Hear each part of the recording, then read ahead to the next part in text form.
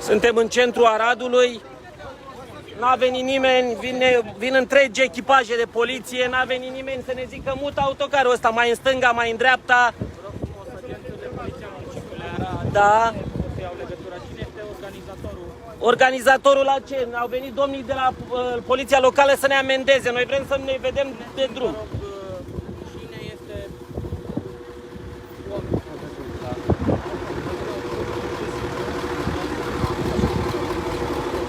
Eu sunt George Simion, da? Vă rog. Pentru ce manifestație? Am lăsat autocarul aici și a venit poliția locală imediat să ne amendeze. Ce manifestație? Că ne-am întâlnit cu 3 oameni?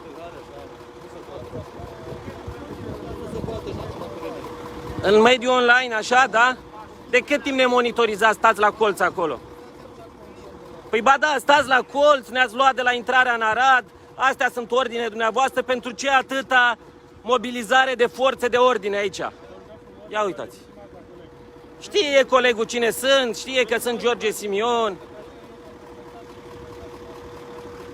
Așa.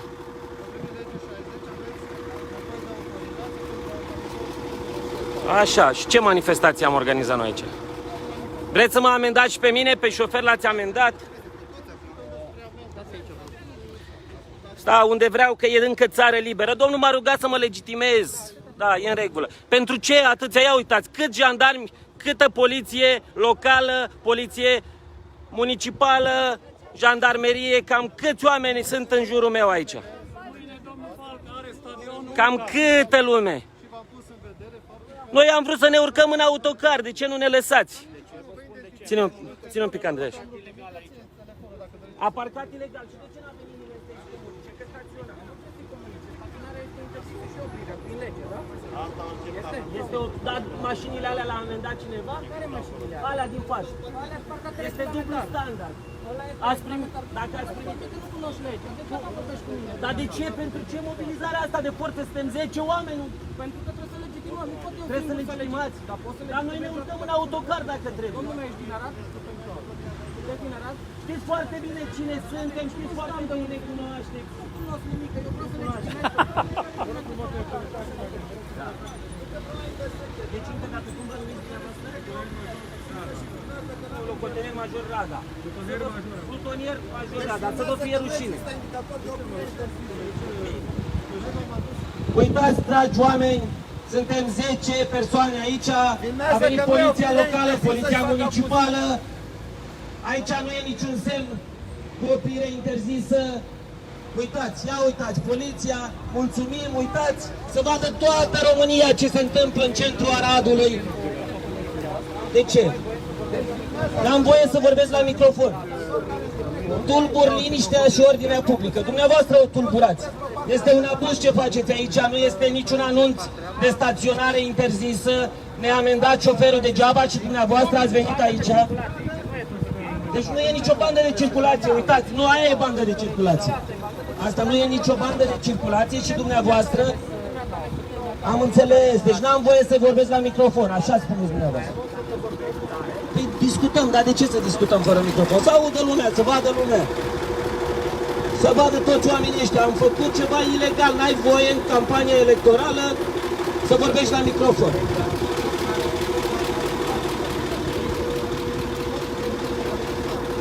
Nu avem autorizație. Pentru ce anume? Pentru că am oprit aici cu autocarul, nu avem autorizația necesară, așa-i? Am înțeles, nu avem voie. Nu avem voie. Da, dar ce voie în țara asta? Nu avem voie, nimic nu avem voie. Nici în campanie electorală nu avem voie.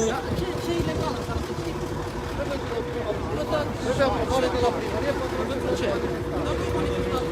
Uitați, dragi prieteni, România, anul 2020, sunt legitimat. Ia uitați, oricine filmează e legitimat.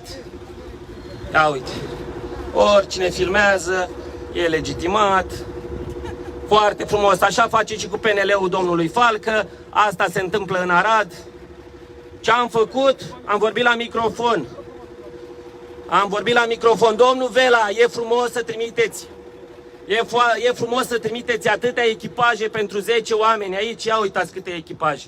1, 2, 3 mașini. Brigada antiteroristă este la colț, acolo mai departe. Ne-a făcut poză când am venit. Ia uitați. Ia uitați. Uitați.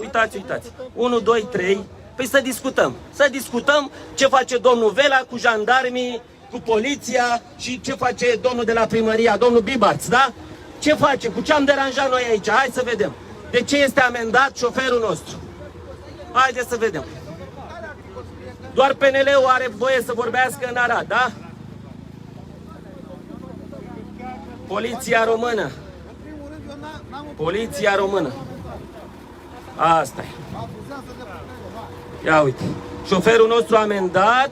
Pentru ce? Puteau să-i zică, mă mut autocarul de aici, așa se face într-un oraș civilizat, dar nu în Arad.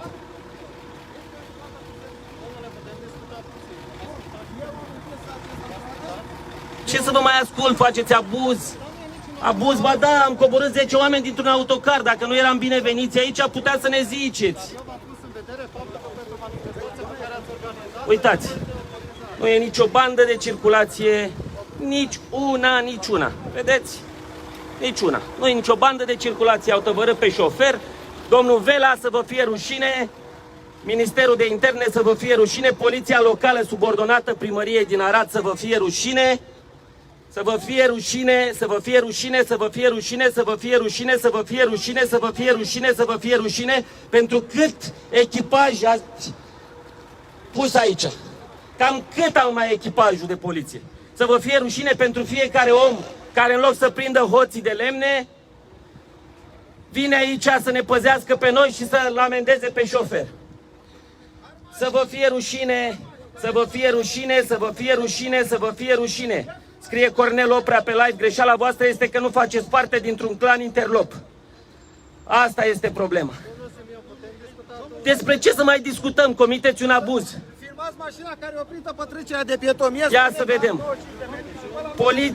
Poliția nu amendează mașina oprită pe trecerea de pietoni. Dar noi, pentru că suntem aur, nu avem voie să ne desfășurăm și noi îl primim amenzi în Aradul domnului Falcă. În Aradul domnului Falcă cam așa se întâmplă. Sunt 4.000 de oameni acum pe live pe Facebook. Vă rog, distribuiți acest abuz al poliției române, care are grija că pe autocarul nostru scrie AUR, Alianța pentru Unirea Românilor, și pe alții nu-i vede, dar aici, pentru că a oprit lângă Poliția Locală Arad. Poliția Locală Arad a venit direct țintită pe noi. După aia au chemat și poliția cealaltă și jandarmeria, în loc să păzească, despre ce să discutăm, cam despre ce? Despre abuzul dumneavoastră, da. Ba da. Abuz. Asta faceți. Vă bate joc cu domnul Vela, PSD-ul, PNL-ul, partidele mari, nu ne lasă să ne desfășurăm. Strada asta e închisă de poliția locală. Acolo este o parcare, da? Bun, hai să vedem cum am deranjat noi liniștea publică aici, prin venirea poliției. Trebuie să ne facem și noi clanurile noastre. Doar așa poliția nu o să mai abuzeze. Doar așa. Noi ce vrem acum este să ne dați șoferul înapoi. Cine se ocupă? Ei se ocupă de noi, că am deranjat PNL-ul și PSD-ul. Cam asta e. Poliția funcționează în favoarea clanurilor politice, PSD, PNL. Despre asta e vorba aici, în centrul Aradului. Să vă fie rușine, să vă fie rușine, să vă fie rușine de 50 de ori. Că aveți 50 de lucrători în ordinea publică, jandarmi, polițiști locali, antitero. Suntem foarte teroriști noi aici, că am oprit în Arad să strângem mâna a 10 oameni. Foarte teroriști suntem. Să vă fie rușine. Ia uite ce mobilizare de forțe. Hai, i-a dat amenda șoferului, hai să mergem că e clar. Mafia din Arad. Mafia din Arad. Mafia din Arad în uniforme. Ne pune pumnul în gură De ce avem boxă? Ca să ne auzim, de asta avem boxă. Mafia din municipiul Arad, în uniformă, protejează clanurile mafiote, să le fie rușine. Sunteți plătiți din banii noștri, mă băieți, ca să faceți abuzuri, să vă fie rușine. Să vă fie rușine, să vă fie rușine, purtați uniforma statului român. Să vă fie rușine. Intervenție antiteroristă și acțiuni speciale ne monitorizează de la intrarea în județul Arad. Intervenție antiteroristă, asta suntem. Duceți-vă la hoții de lemne. Duceți-vă la clanurile mafiote. Cât v-a dat amendă, Nea Gigel? Nu știu, m-a amenințat și cu 3.000 de lei și cu tot. Și cu 5.000 de lei m-a amenințat. Antiteroriști, noi suntem teroriști pentru voi. Duceți-vă la UDMR, duceți-vă la hoții de lemne, să vă fie rușine, mă! Mă băieți, sunteți băieți tineri, apărați mafioții, mă băieți, mă! Apărați mafioții, să vă fie rușine, mă băieți, mă! Scrie jandarmeria, dar nu-i română pe voi, scrie intervenție antiteroristă. De ce ne pândiți de la intrare în județ? Cine v-a dat ordine? Domnul Vela, domnul Vela, domnul Vela, de ce scrie jandarmerie și antiterorism pe băiatul ăsta? Domnul Vela, de ce intimidați concurenții politici? De ce vă nepozați? Nu vă e rușine? Trebuie să vă ocupați cu infractorii, mă, rușine, mă! Duceți-vă la muncă, nu la intimidat adversarii politici, duceți-vă la muncă, mă, băieți, mă! Duceți-vă la muncă, mă, băieți, mă! Da, da, da, da, da, da, da, da, da! Ce am încurcat cu autocarul ăsta? Ați trimis toată poliția din Arad aici. Ia uite ce e aici. Ia uite ce e aici. Dar cine a făcut circ? Cine a venit cu 7 echipaje și cu antiteror după noi? Ai blocat aici accesul, da? Și noi am zis... Ce acces am blocat, domne? Putea să vină frumos să ne zică, nu vă e rușine. Păi de asta nu vrem să dialogăm. Ați primit o ordine de la Ministerul de Interne să faceți așa ceva. Să vă fie rușine. De ce să opresc boxa? Nu vreau să opresc boxa, mă băieți, mă. Mă băieți, mă, sunteți plătiți din banii mei, nu din banii lui Vela, mă. Să vă fie rușine. Să vă fie rușine. Dragi arădeni, suntem Alianța pentru Unirea Românilor, suntem AUR. N-avem banii PSD-ului. N-avem banii PSD-ului și a PNL-ului și de asta au pus jandarmii și toate forțele de ordine pe noi. Nu trecea nicio mașină pe aici. Să vă fie rușine. Să vă fie rușine. Dragi arădeni, luați aminte, nu mai votați partidele parlamentare, nu mai puneți ștampila pe hoții care au distrus România în ultimii 30 de ani. Băieții ăștia ar trebui să păzească și să-i prindă hoții de lemne și clanurile interlope, clanurile țigănești care domină tot în Arad. Băieții ăștia au o singură grijă și o singură misiune. Adversarii politici, pe ei. Sunt aici mașini parcate pe trecerea de pieton, nu a interesat. N-au venit să ne zică, mutați autocarul ăsta de aici, aduceți-l în altă parte. Nu. Au venit și ne-au amendat nouă șoferul. Ăsta este ministrul Vela. Ne monitorizează de la intrarea în județul Arad. De parcă suntem teroriști, că asta au trimis brigada antiteroristă pe noi. Într-adevăr, aveam bombe la noi, aveam o boxă. O boxă și vorbim. Asta e România. La clanurile interlope s-au dus să-i păzească la mormântare. Și noi, românii cinstiți, suntem persecutați în felul ăsta. Peste tot suntem așteptați. Un meeting PNL pe stadionul UTA. Deci a făcut un abuz la legea 50. El e polițist local. El e polițist local. El e polițist local și poate să facă ce vrea, că l-a trimis domnul Falcă. Asta e mafia care conduce fiecare județ din România. Așa este condusă România de la început la sfârșit. Forțele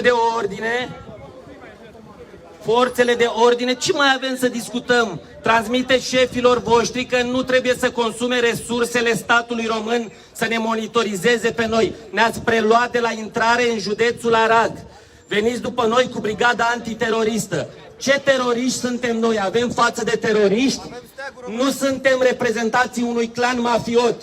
Ce am făcut? Am lăsat autocarul ăsta, ați amendat șoferul, putea să-i ziceți mutați-l mai încolo. Dar nu, pe voi nu asta vă interesează, ci că îndrăznește cineva să ridice vocea împotriva nedreptății care se întâmplă. Despre asta e vorba. Noi o să ne urcăm în autocar și o să considerăm că asta face ministrul Vela, șeful dumneavoastră. Oricum, numai hoți de miniștri au fost la Ministerul de Interne, numai masoni, numai oameni care nu apără interesele românilor, nici interesele propriilor partide măcar. Apără hoții, apără clanurile mafiote, îi apără pe cei care ne fură pădurile. Sunt 7200 de oameni în direct acum, îi rog să distribuie acest live, să vadă nedreptatea comisă în centrul Aradului. Am coborât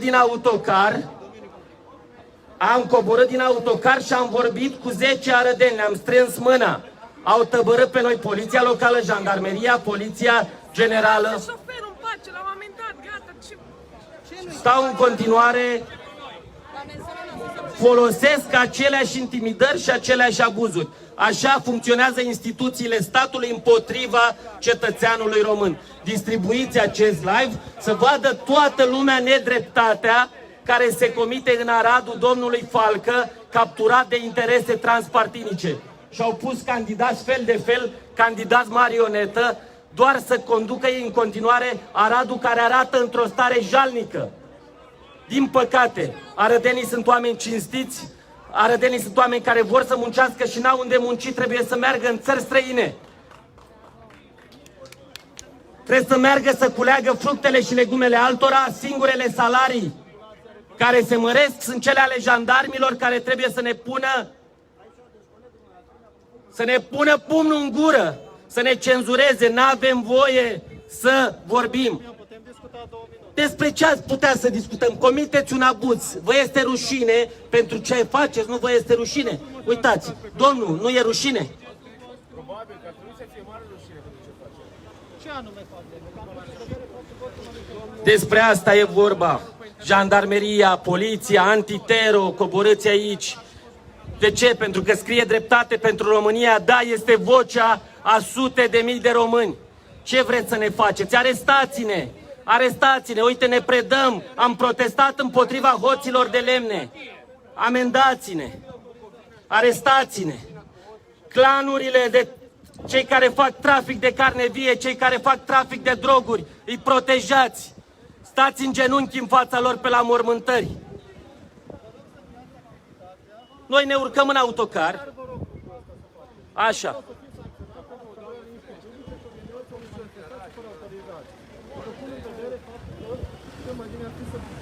Urcați în autocar, să nu mai blocați nici cale de acces, astfel o să fiți sancționat pentru grave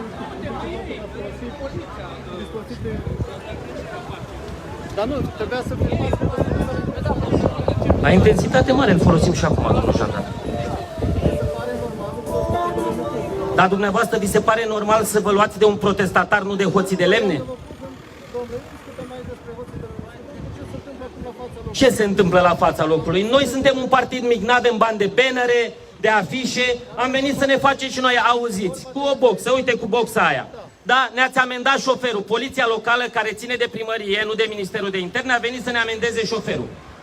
Vi se pare normal pentru ce a fost amendat șoferul nostru? Că aici nu e un loc unde blochează nimic, dar vi se pare normal să nu fie rugat? Nu, păi da, bun.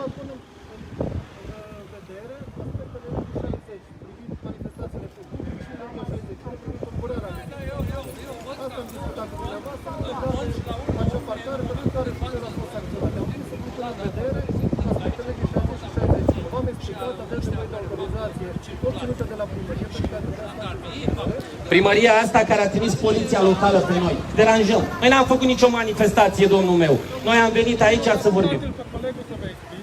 Colegul vrea să mă urc în autocar și să plec.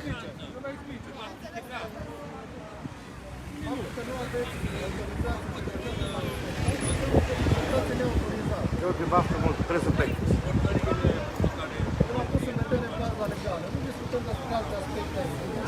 Dumneavoastră ne-a spus, jandarmeria ne-a pus în vedere faptul că noi facem aici o manifestație ilegală, să ne urcăm în autocar și să plecăm. Noi suntem AUR, Alianța pentru Unirea Românilor. Nu vrem să încălcăm nicio lege. Dacă jandarmii asta consideră, ne vom urca în autocar și vom părăsi. Dar tot ce s-a întâmplat aici e din vina poliției locale și e din vina instituțiilor statului care nu conduc țara asta cum ar trebui. Despre asta e vorba, vrem dreptate pentru România. Am scris asta pe autocar, am comis o crimă. Șoferul nostru a fost amendat. Șoferul nostru a fost amendat. L-a amenințat că îl arestează. Nea Gigel, haideți înapoi, vă rog, că n-are cine conduce șoferul. Domnul de la poliție, vă rog, cereți-vă scuze de la șoferul nostru, altfel nu putem să pornim autocarul.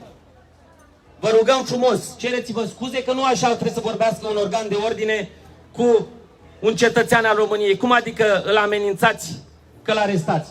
Domnul șofer, vă rugăm noi, haideți să ducem autocarul de aici și o să ne ocupăm, avocații noștri o să se ocupe de el, deși nici în instanțele de judecată nu mai obținem dreptate. Haideți, vă rugăm frumos, veniți și haideți să urcăm în autocar și asta este.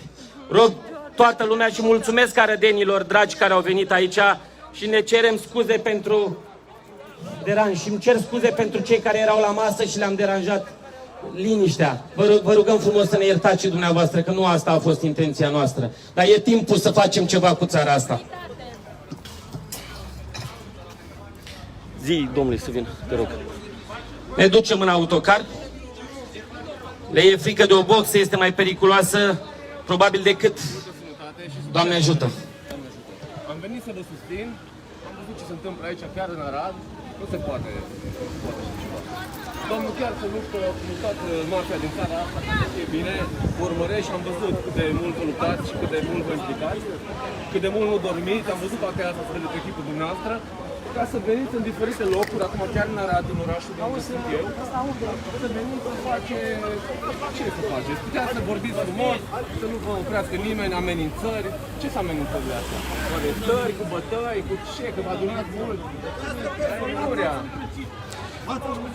Dumneavoastră că sunteți cei mai violenți, vedeți că se schimbă lucrurile. Stăpânii dumneavoastră de astăzi o să cadă de la putere și pentru abuzul comis și pentru amenințări. Uitați, domnii au văzut tot, domnii de aici s-au uitat. Păi normal.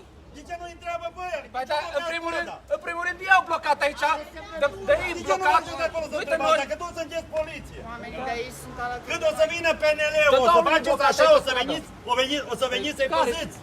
Nu vă e Vor rușine să un pic. procedeze ca pe 10 august atunci. De tineret avem nevoie, nu de bătrâni. Da, dar și închise aici, circula mașini, o închise. Numai ei vă inițiază spre instituții. Mulțumim mult arădenilor pentru semnul de solidaritate, mulțumim din suflet, vă fie rușine, nu reprezentați instituții ale statului român, le faceți de rușine. Ia uite câți v-au trimis și în spatele vostru încă 50, să le fie rușine. Rog toți colegii, haideți în autocar, că e clar. E clar, să vă fie rușine, mă, nu mai apărați, mă, tâlharii, mă, nu mai apărați hoții, sunteți băieți tineri. Știu că și vouă vă e rușine, te văd. Gândește-te bine și nu mai apăra hoții. Mulțumesc.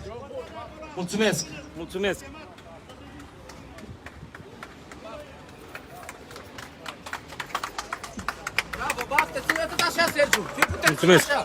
Mulțumim. Bravo.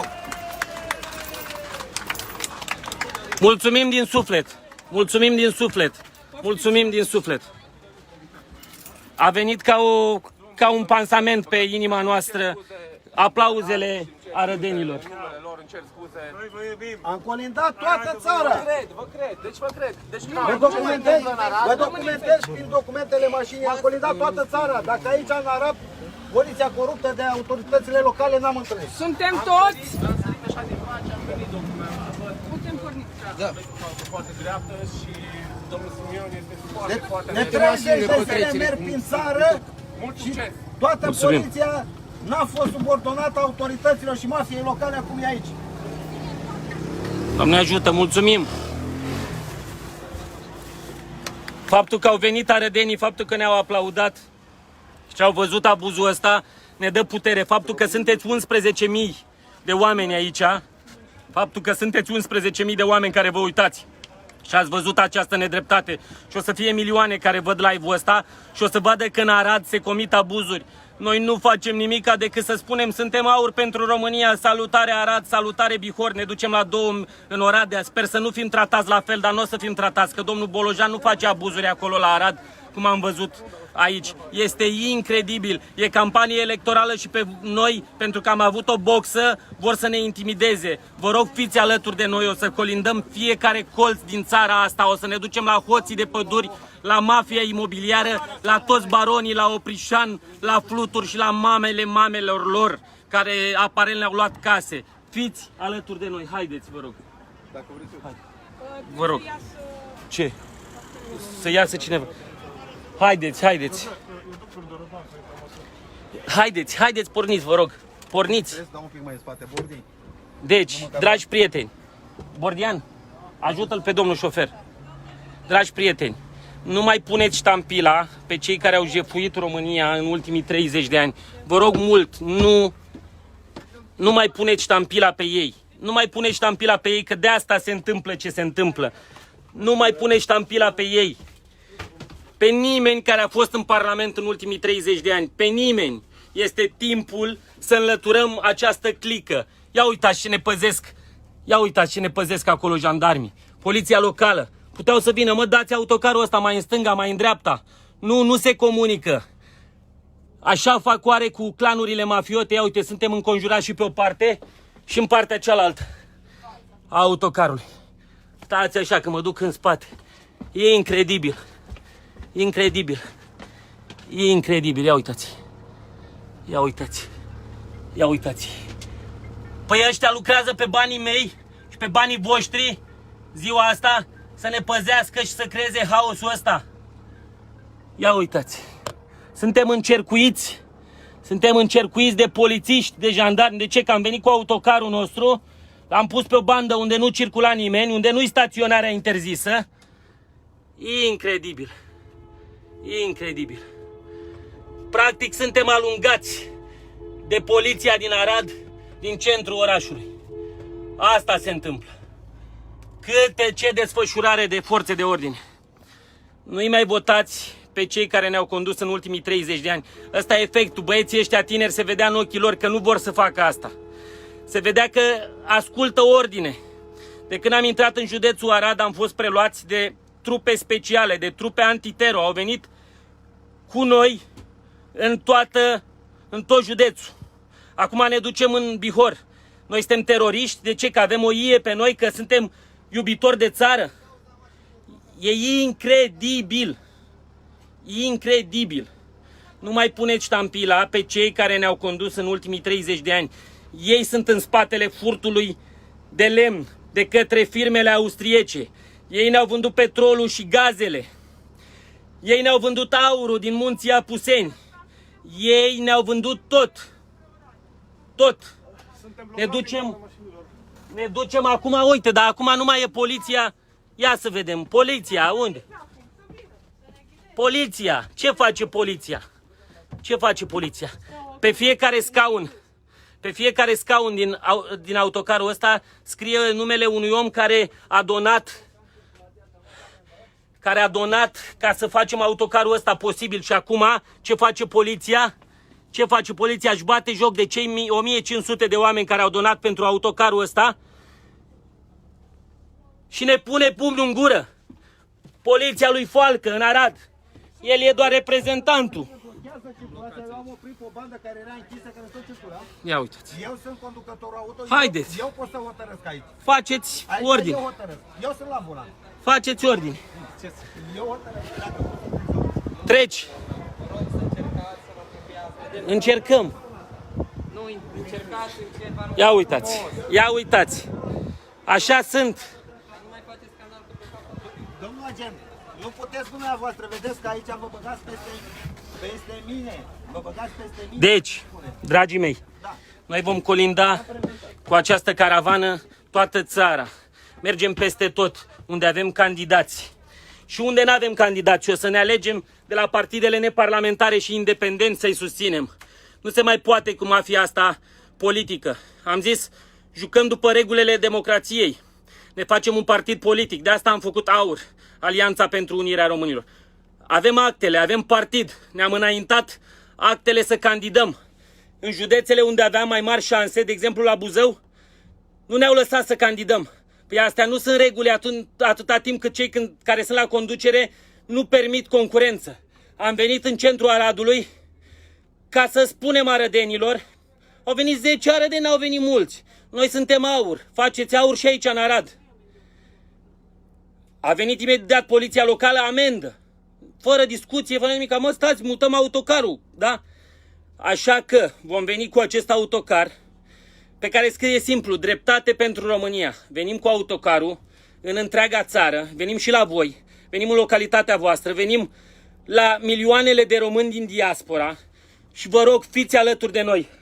O să facem un protest mare pe 19 septembrie în Piața Victoriei din București, de la bordul mașinilor, ca să nu se interpreteze într-un fel sau altul că zădărnicim noi, că nu știu ce. Respectăm sănătatea românilor. Dar de la bordul mașinilor venim în Piața Victoriei, sâmbătă 19 septembrie. Nu mai plecăm de acolo până nu dăm jos hoții ăștia care ne conduc. Toate partidele parlamentare. Dragnea, Orban, Ciolacu, toți. E timpul să facem dreptate pentru România. Ei în Parlamentul ăla sunt mână în mână. Ei în guvernul ăla sunt mână în mână. Haide să îi terminăm. Scrie cineva, Paul Abiculese, el și la Iași o hoție cât Casa Poporului. Venim săptămâna viitoare la Iași. Așteptați-ne. Vă rog, așteptați-ne. E timpul să facem dreptate pentru România și scrieți-ne fiecare care vă uitați la noi de unde sunteți. E incredibil. Forțele de ordine, poliție locală, poliție, brigada antitero, jandarmerie. Ne urmăresc în fiecare județ de parcă cine știe ce facem. Ce facem? Îndrăznim să luăm cuvântul și să vorbim și să spunem adevărul. Ce facem? Spunem că pădurile noastre sunt furate de către fabricile austriece, 80% din lemn ajunge la Kronospan și la Schweihofer. Suntem vinovați că pronunțăm cuvintele acestor firme. Suntem vinovați că vrem dreptate pentru România și nu vrem fii și nepoți în funcții publice și la conducere și înțesat aparatul ăsta de stat în loc să fie oameni capabili. Sunt nepoții și rudele lor. Veniți alături de noi, români dragi. Spuneți, vă așteptăm la Baia Mare, Ionuț Boteanu, o să fim luni sau marți la Baia Mare. La Buzău e multă mafie, Florii, venim și la Buzău, sunt alături de voi, AUR. Împreună vom avea dreptate și câștig de cauză. E timpul la Cluj când veniți, Ovidiu Onișor, am mai fost la Cluj și mai venim luni. Dacă nu ne întâmpină la fel și acum o să fim în Oradea, în Beiuș și la Roșia Montană. AUR-ul de la Roșia Montană au vrut să-l dea la canadieni. Vă așteptăm și la Bistrița, Antonela, Larisa Moldovan. Vă așteptăm și în Austria.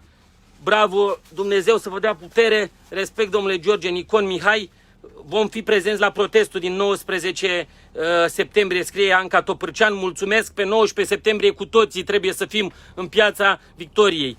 Din Turda, dar trăim în Sicilia. Se nasc mai mulți copii români peste hotarele României decât în actuala Românie. Alungați acolo de mafia politică.